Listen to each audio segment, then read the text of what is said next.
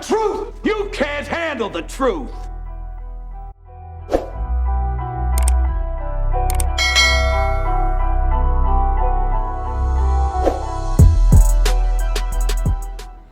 High conflict relationships have some characters in common.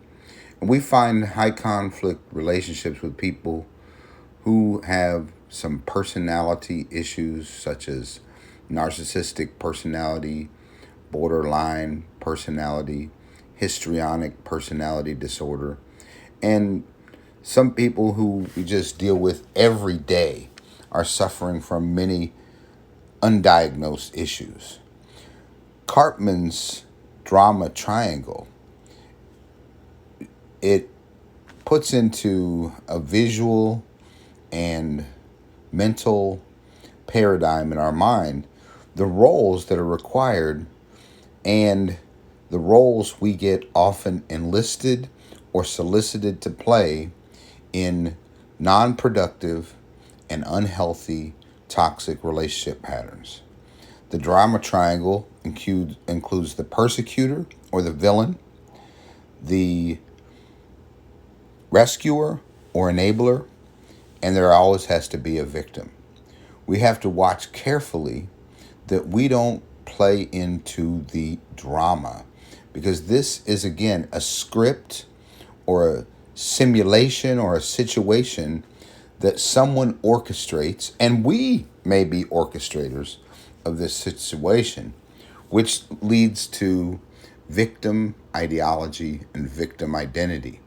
We do not want to engage in the drama triangle nor elicit others to engage in it. There's a much healthier way that I will demonstrate in part 2. We don't want to play pathological victims. We don't want to have a pathology of creating this network. I am not saying that actual, genuine victimization does not occur. There are situations in which there is a clear and evident villain, such as domestic violence, domestic abuse, robbery, extortion, criminal activity. There's a villain, there's usually an enabler or customer, and there's usually a victim, those who are surrounded by either one of these people. So I'm just talking about this in a case-by-case paradigm or lens through which to see what role we play and who might be the ones who elicit us to participate in unhealthy relationships. Let's just say, for example, that your coworker comes to you complaining that your boss asked them to work late again, and how this is the 3rd time this month that you've been asked to work late. You can be a participant in the drama triangle by saying, I don't know what's wrong with them. Why do they always single you out? Do they have a chip on their shoulder against you?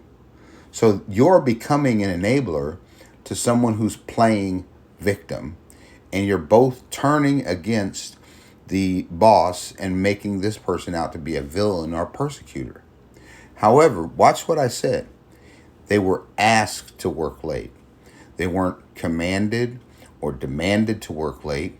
They were simply offered an opportunity. So if we look at this situation merely from a rational, logical point of view, we can step into a much healthier role with this individual playing victim. A person who's offered the opportunity to work more and make more income in a victor's mindset is hardly a victim. We can ask a question like, well, were you forced to do it? Were you coerced to do it? So we become a coach in a drama situation, enabling another person to see their situation from a more rational, more victorious, and more empowered circumstance. Or we can offer a suggestion. Well, if they ask you, why didn't you tell them no?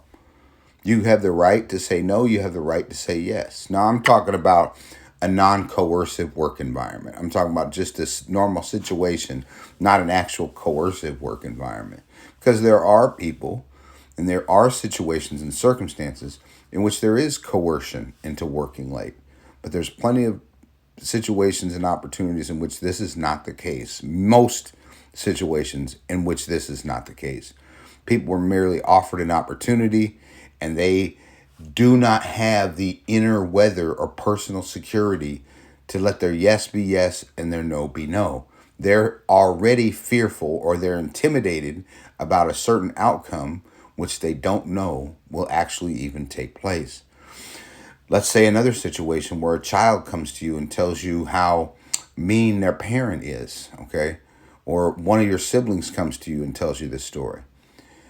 This is normal. This is a normal part of family environment, that there are boundaries set, that there are familial expectations, and that there are standards that are held within a family. This child comes rather couching the thing as they have received discipline for not meeting their expectation to be home at a certain time. So they're grounded, or they get their iPhone taken away, or they didn't get to play with little Johnny or little Susie. And you can see how easy this victim identity is to slip into this victim role. And you go to someone else to enlist them as your enabler, as your patty caker, as your backslapper, and it's going to be all right, and don't worry, and yeah, they're such a bad person. And it's often tempting to see everything through the lens of what people tell us and not to find out more information.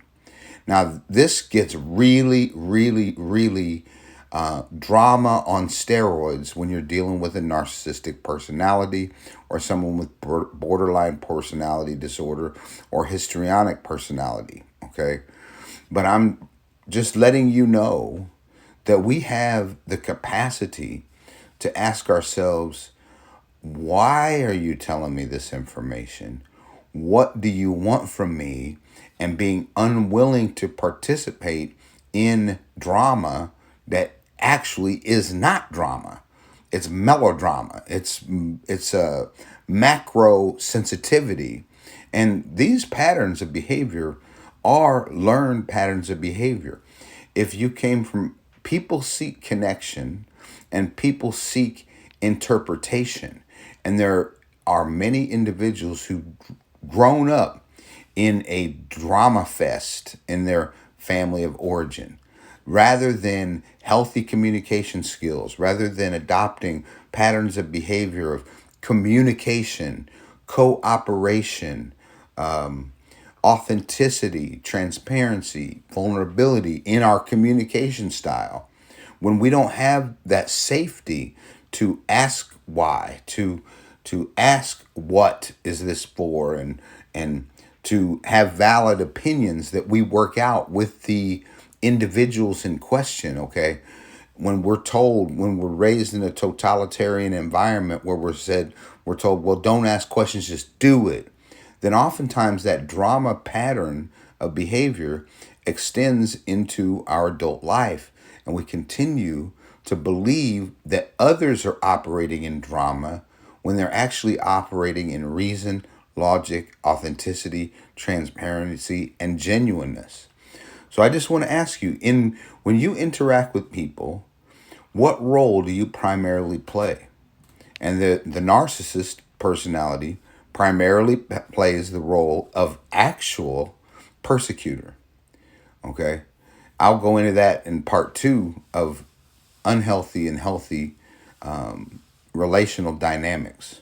I hope you enjoyed this. I hope you give this some thought, because there's many people who, especially empathic people, who often play the role, the unwitting role of enabler, and they never dig for more information, and they never dig for interpretation and translation. There's always a more healthy way to view the situations and the circumstance and the people we go through, rather than viewing everything through a lens of drama that we've picked up from our unhealthy patterns of interpretation and our unhealthy paradigm of seeing the world around us. This is Brother Rob Wilson. I hope you like, comment, subscribe, share if you care. We need to break this cycle. It's a cycle, it's a pattern, and God calls disciple making disciples to be pattern makers and not be conformed to the pattern of this world. Peace and love. Amen.